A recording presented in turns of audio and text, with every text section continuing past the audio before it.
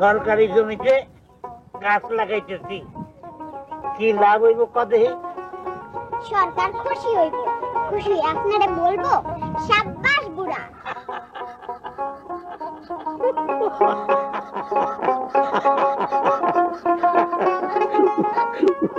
লাগো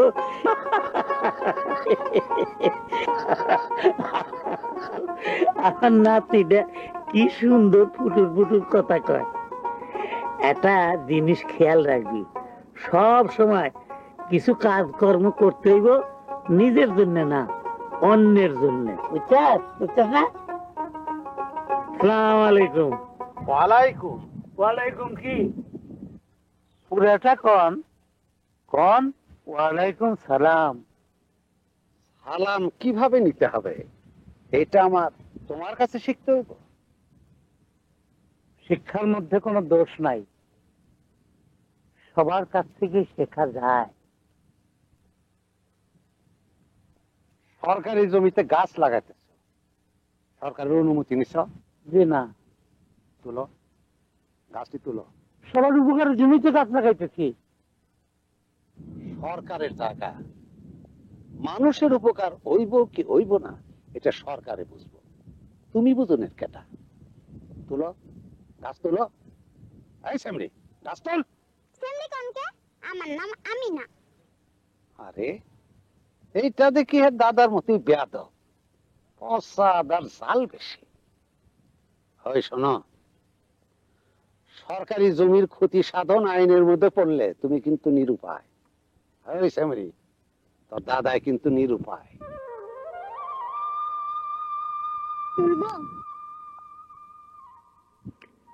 এইটা হইলো মূর্খ থাকনের ফল।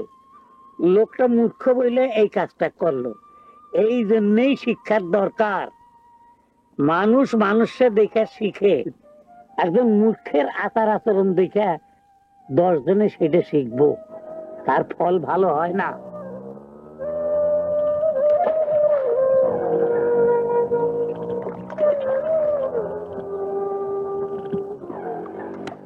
আসসালামু আলাইকুম। ওয়ালাইকুম।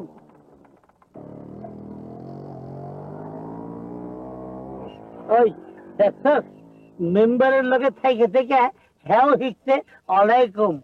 আরে ভালো ভালো জিনিস শেখানোর লিগে ভালো ভালো লোকের সঙ্গে থাকতে হয়। শিক্ষার গুণ জানতে হলে শিক্ষিত লোকের স্বভাবের দরকার। বুঝছাস বুঝছাস না?